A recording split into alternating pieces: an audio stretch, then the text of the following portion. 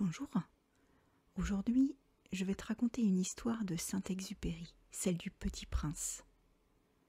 Mais juste avant, je te propose de te détendre avec un court moment de méditation. Je te laisse t'installer confortablement, assis ou allongé. Prends une grande inspiration, puis une grande expiration.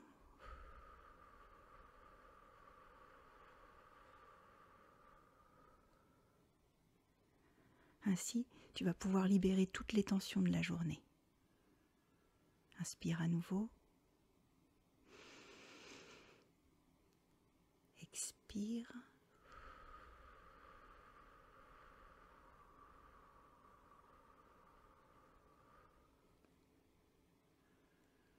Inspire encore.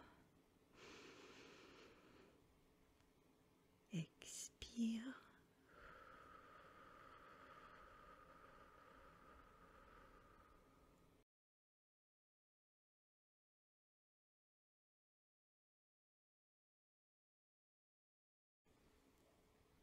À présent que ton corps et ton esprit sont détendus et que tu te sens calme, je vais commencer à te raconter l'histoire.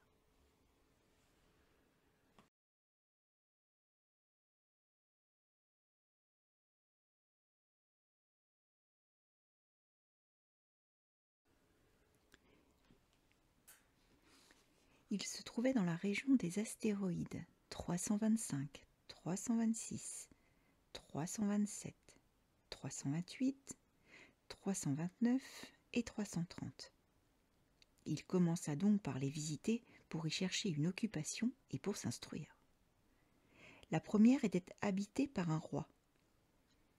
Le roi siégeait, habillé de pourpre et d'hermine, sur un trône très simple et cependant majestueux. « Ah, voilà le sujet !» s'écria le roi quand il aperçut le petit prince. Et le petit prince se demanda « Comment peut-il me reconnaître puisqu'il ne m'a encore jamais vu ?» Il ne savait pas que, pour les rois, le monde est très simplifié. Tous les hommes sont des sujets. « Approche-toi, que je te vois mieux, » lui dit le roi qui était tout fier d'être roi pour quelqu'un.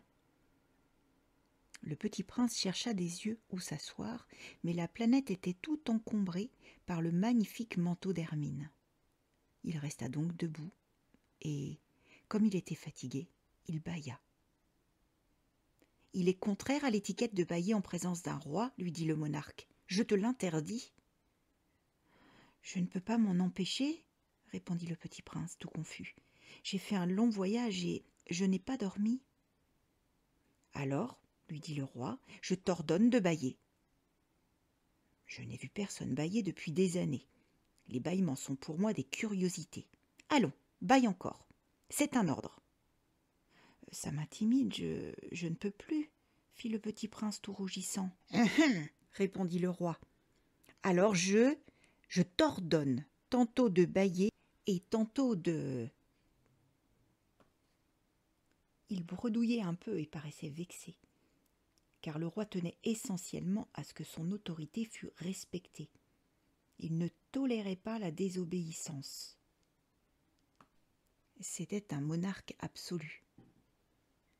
Mais comme il était très bon, il donnait des ordres raisonnables. « Si j'ordonnais, disait-il couramment, si j'ordonnais à un général de se changer en oiseau de mer, et si le général n'obéissait pas, ce ne serait pas la faute du général, ce serait ma faute. » « Puis-je m'asseoir » s'enquit timidement le petit prince. « Je t'ordonne de t'asseoir, » lui répondit le roi, qui ramena majestueusement un pan de son manteau d'hermine. Mais le petit prince s'étonnait. La planète était minuscule. Sur quoi le roi pouvait-il bien régner ?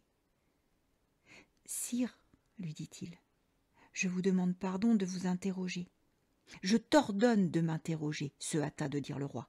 « Sire, sur quoi régnez-vous ? » ?»« Sur tout, » répondit le roi avec une grande simplicité. « Sur tout ?» Le roi, d'un geste discret, désigna sa planète. les autres planètes et les étoiles. « Sur tout ça ?» dit le petit prince. « Sur tout ça » répondit le roi. Car non seulement c'était un monarque absolu, mais c'était un monarque universel. « Et les étoiles vous obéissent aussi ?»« Bien sûr, lui dit le roi. Elles obéissent aussitôt. Je ne tolère pas l'indiscipline. » Un tel pouvoir émerveilla le petit prince. S'il l'avait détenu lui-même, il aurait pu assister non pas à 44, mais à 72, ou même à 100, ou même à 200 couchers de soleil dans la même journée, sans avoir jamais à tirer sa chaise. Et comme il se sentait un peu triste, à cause du souvenir de sa petite planète abandonnée, il s'enhardit à solliciter une grâce du roi. « Je voudrais voir un coucher de soleil. Faites-moi plaisir. Ordonnez au soleil de se coucher. » Si j'ordonnais à un général de voler d'une fleur à l'autre, à la façon d'un papillon, ou d'écrire une tragédie, ou de se changer en oiseau de mer, et si le général n'exécutait pas l'ordre reçu, qui, de lui ou de moi, serait dans son tort? Ce serait vous, dit fermement le petit prince. Exact. Il faut exiger de chacun ce que chacun peut donner, reprit le roi. L'autorité repose d'abord sur la raison. Si tu ordonnes à ton peuple d'aller se jeter à la mer, il fera la révolution. J'ai le droit d'exiger l'obéissance parce que mes ordres sont raisonnables. Alors, mon coucher de soleil, rappela le petit prince qui jamais n'oubliait une question une fois qu'il l'avait posée.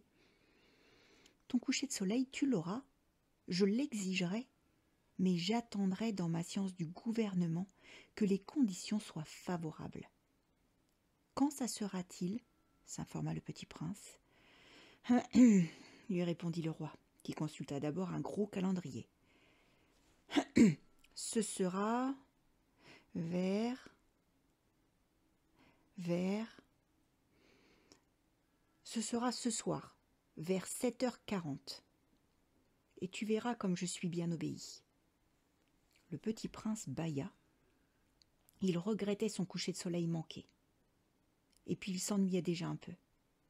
« Je n'ai plus rien à faire ici, dit-il au roi. Je vais repartir. »« Ne pars pas, répondit le roi, qui était si fier d'avoir un sujet. Ne pars pas, je te fais ministre. »« Ministre de quoi ? De la justice. »« Mais il n'y a personne à juger. »« On ne sait pas, lui dit le roi.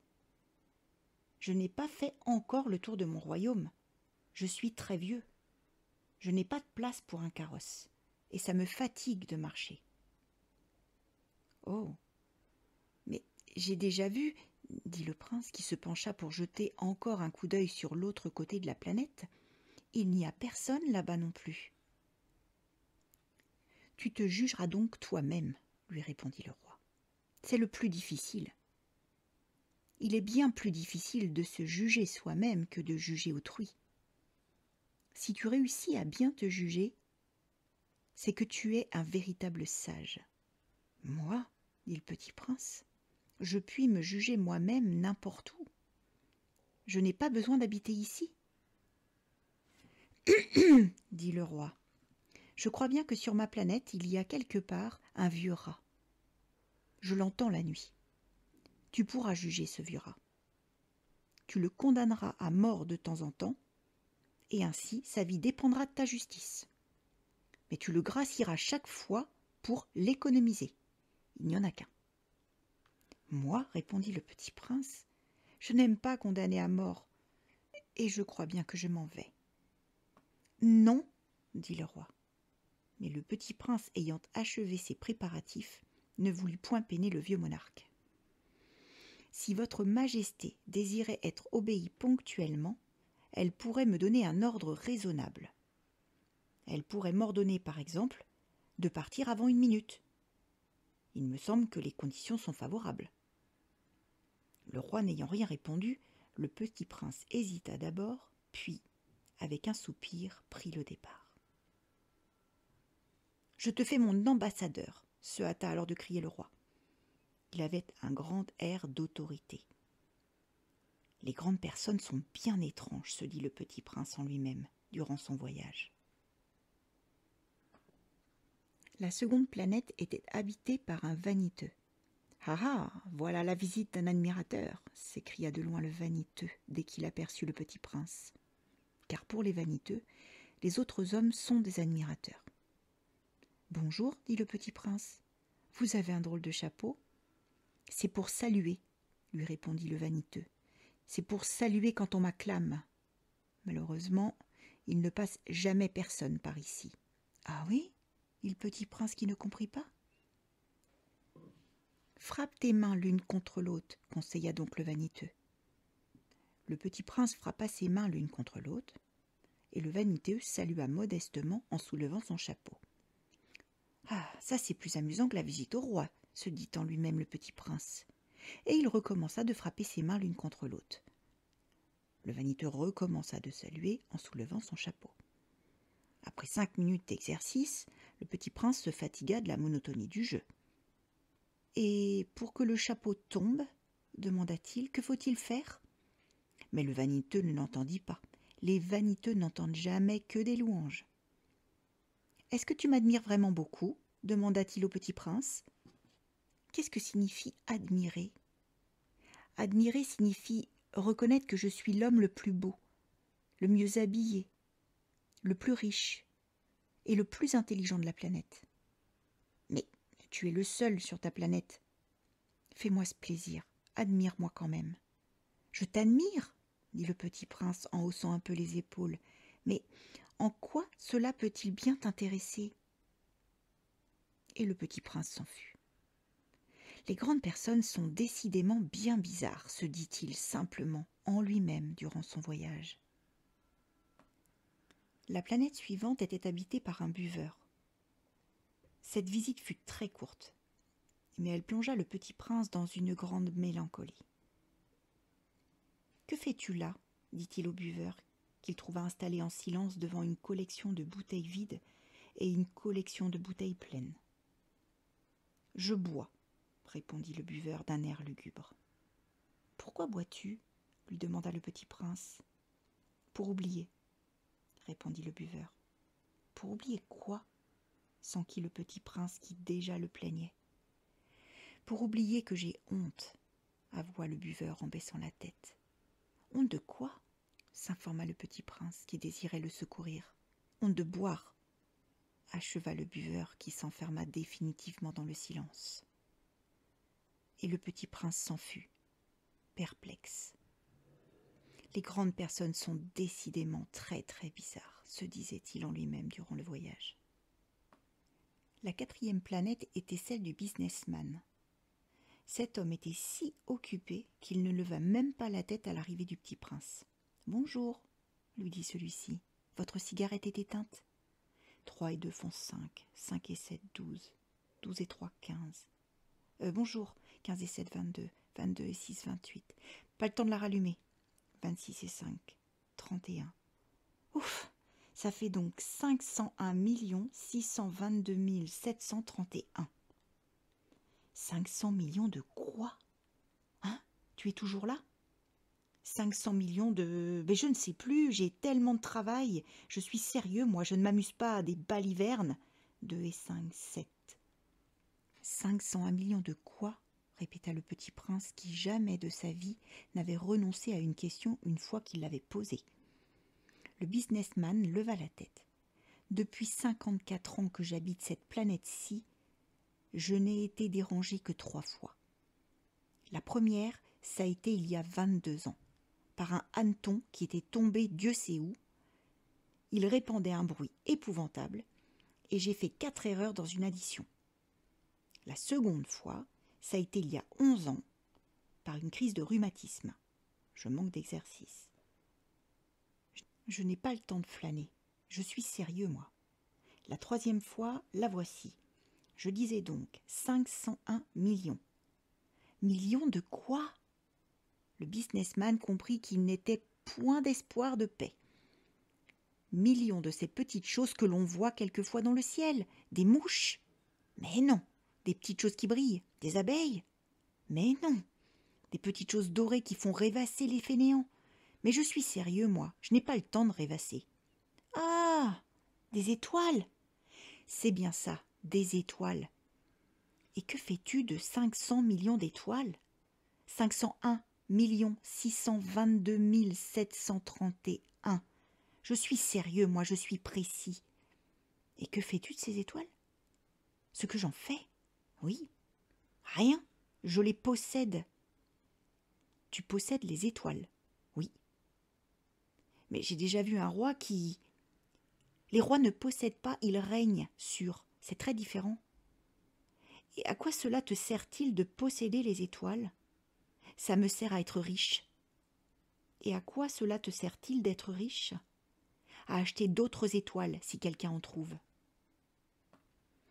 Celui-là se dit en lui-même le petit prince. Il raisonne un peu comme mon ivrogne. Cependant, il posa encore des questions. Comment peut-on posséder les étoiles? À qui sont-elles? Riposta grincheux le businessman. Je ne sais pas. À personne.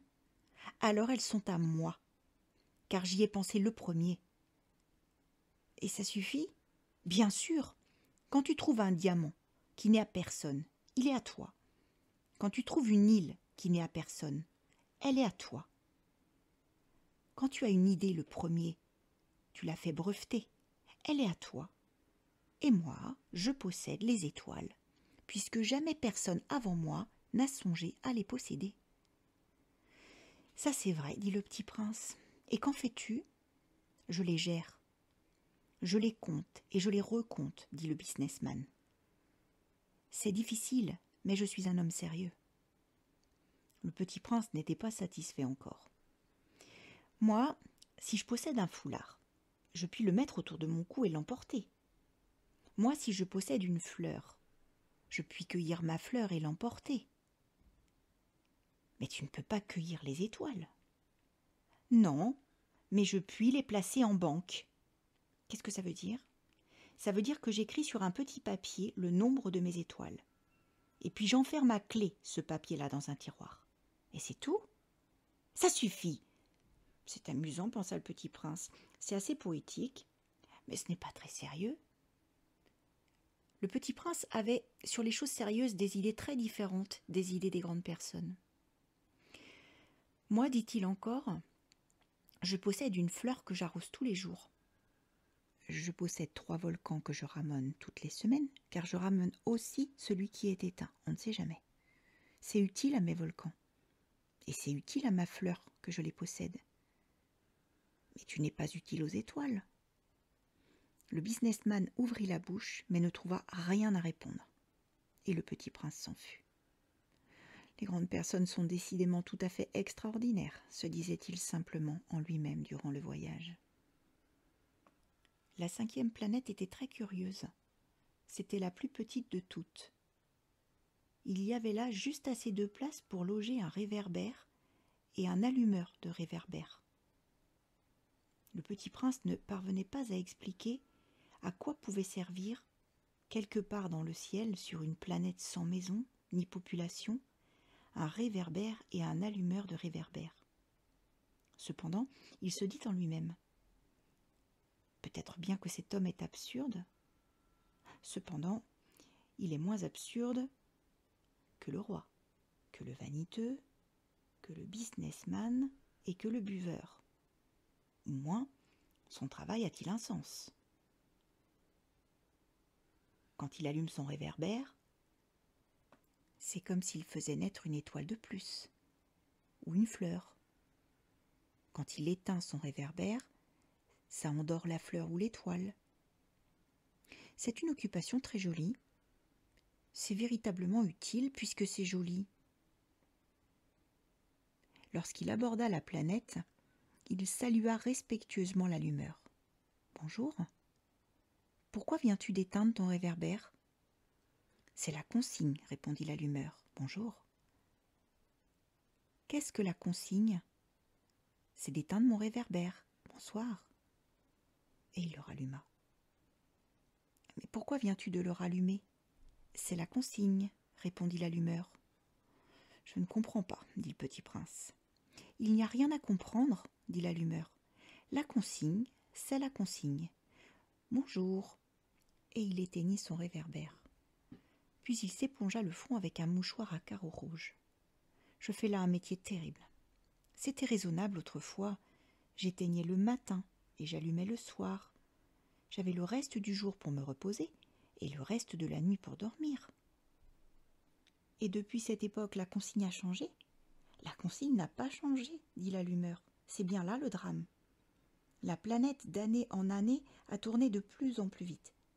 Et la consigne n'a pas changé. Alors, dit le petit prince, alors maintenant qu'elle fait un tour par minute, je n'ai plus une seconde de repos. J'allume et j'éteins une fois par minute. Ça c'est drôle, les jours chez toi durent 1 minute. Ce n'est pas drôle du tout, dit l'allumeur. Ça fait déjà 1 mois que nous parlons ensemble. 1 mois ? Oui, 30 minutes, 30 jours. Bonsoir. Et il ralluma son réverbère. Le petit prince le regarda et il aima cet allumeur qui était tellement fidèle à la consigne. Il se souvint des couchers de soleil que lui-même allait autrefois chercher en tirant sa chaise. Il voulut aider son ami. « Tu sais, je connais un moyen de te reposer quand tu voudras. »« Je veux toujours, dit l'allumeur. Car on peut être à la fois fidèle et paresseux. » Le petit prince poursuivit. « Ta planète est tellement petite que tu en fais le tour en 3 enjambées. Tu n'as qu'à marcher assez lentement pour rester toujours au soleil. Quand tu voudras te reposer, tu marcheras et le jour durera aussi longtemps que tu voudras. »« Ça ne m'avance pas à grand-chose, dit l'allumeur. Ce que j'aime dans la vie, c'est dormir. »« Ce n'est pas de chance, dit le petit prince. »« Ce n'est pas de chance, dit l'allumeur. Bonjour. » Et il éteignit son réverbère. Celui-là, se dit le petit prince, tandis qu'il poursuivait plus loin son voyage, celui-là serait méprisé par tous les autres, par le roi, par le vaniteux, par le buveur, par le businessman. Cependant, c'est le seul qui ne me paraisse pas ridicule. C'est peut-être parce qu'il s'occupe d'autre chose que de soi-même. Il eut un soupir de regret et se dit encore. Celui-là est le seul dont j'eusse pu faire mon ami. Mais sa planète est vraiment trop petite. Il n'y a pas de place pour 2. Ce que le petit prince n'osait pas s'avouer, c'est qu'il regrettait cette planète bénie à cause, surtout, des 1440 couchers de soleil par 24 heures. La 6e planète était une planète 10 fois plus vaste. Elle était habitée par un vieux monsieur qui écrivait d'énormes livres. « Tiens, voilà un explorateur » s'écria-t-il quand il aperçut le petit prince. Le petit prince s'assit sur la table et souffla un peu. Il avait déjà tant voyagé. « D'où viens-tu » lui dit le vieux monsieur. « Quel est ce gros livre » dit le petit prince. « Que faites-vous ici ?»« Je suis géographe » dit le vieux monsieur. « Qu'est-ce qu'un géographe ?»« C'est un savant qui connaît où se trouvent les mers, les fleuves, les villes, les montagnes et les déserts. »« Ça, c'est bien intéressant, dit le petit prince. Ça, c'est enfin un véritable métier. » Et il jeta un coup d'œil autour de lui sur la planète du géographe. Il n'avait jamais vu encore une planète aussi majestueuse. « Elle est bien belle, votre planète. Est-ce qu'il y a des océans ?»« Je ne puis pas le savoir, dit le géographe. »« Ah ?» Le petit prince était déçu. « Et des montagnes ? » ?»« Je ne puis pas le savoir, dit le géographe. »« Et des villes, et des fleuves, et des déserts ? » ?»« Je ne puis pas le savoir non plus, dit le géographe. »« Mais vous êtes géographe ? » ?»« C'est exact, dit le géographe, mais je ne suis pas explorateur. Je manque absolument d'explorateur. Ce n'est pas le géographe qui va faire le compte des villes, des fleuves, des montagnes, des mers, des océans et des déserts. Le géographe est trop important pour flâner. Il ne quitte pas son bureau. Mais il reçoit les explorateurs, il les interroge, et il prend en note leurs souvenirs. Et si les souvenirs de l'un d'entre eux lui paraissent intéressants, le géographe fait faire une enquête sur la moralité de l'explorateur. Pourquoi ça ? Parce qu'un explorateur qui mentirait entraînerait des catastrophes dans les livres de géographie. Et aussi un explorateur qui boirait trop. Pourquoi ça ? Fit le petit prince. Parce que les ivrognes voient double. Alors le géographe noterait 2 montagnes, là où il n'y en a qu'une seule. Je connais quelqu'un, dit le petit prince, qui serait mauvais explorateur. C'est possible. Donc, quand la moralité de l'explorateur paraît bonne, on fait une enquête sur sa découverte. On va voir? Non, c'est trop compliqué. Mais on exige de l'explorateur qu'il fournisse des preuves. S'il s'agit par exemple de la découverte d'une grosse montagne, on exige qu'il en rapporte de grosses pierres. Le géographe soudain s'émut. Mais toi, tu viens de loin? Tu es explorateur? Tu vas me décrire ta planète? Et le géographe ayant ouvert son registre tailla son crayon. On note d'abord au crayon les récits des explorateurs. On attend pour noter à l'encre que l'explorateur ait fourni des preuves.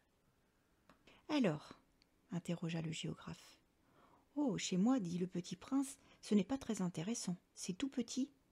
J'ai 3 volcans, 2 volcans en activité et un volcan éteint. Mais on ne sait jamais. On ne sait jamais, dit le géographe. J'ai aussi une fleur. Nous ne notons pas les fleurs, dit le géographe. Pourquoi ça? C'est le plus joli. Parce que les fleurs sont éphémères. Qu'est-ce que signifie éphémère? Les géographies, dit le géographe, sont les livres les plus précieux de tous les livres. Elles ne se démodent jamais. Il est très rare qu'une montagne change de place. Il est très rare qu'un océan se vide de son eau. Nous écrivons des choses éternelles. Mais les volcans éteints peuvent se réveiller, interrompit le petit prince. Qu'est-ce que signifie éphémère? Que les volcans soient éteints ou soient éveillés, ça revient au même pour nous autres, dit le géographe. Ce qui compte pour nous, c'est la montagne, elle ne change pas. Mais qu'est-ce que signifie éphémère? Répéta le petit prince qui, de sa vie, n'avait renoncé à une question une fois qu'il l'avait posée. Ça signifie qui est menacé de disparition prochaine. Ma fleur est menacée de disparition prochaine? Bien sûr. Ma fleur est éphémère, se dit le petit prince, et elle n'a que 4 épines pour se défendre contre le monde, et je l'ai laissée toute seule chez moi. Ce fut là son premier mouvement de regret, mais il reprit courage. Que me conseillez-vous d'aller visiter? Demanda-t-il. La planète Terre, lui répondit le géographe. Elle a une bonne réputation. Et le petit prince s'en fut, songeant à sa fleur.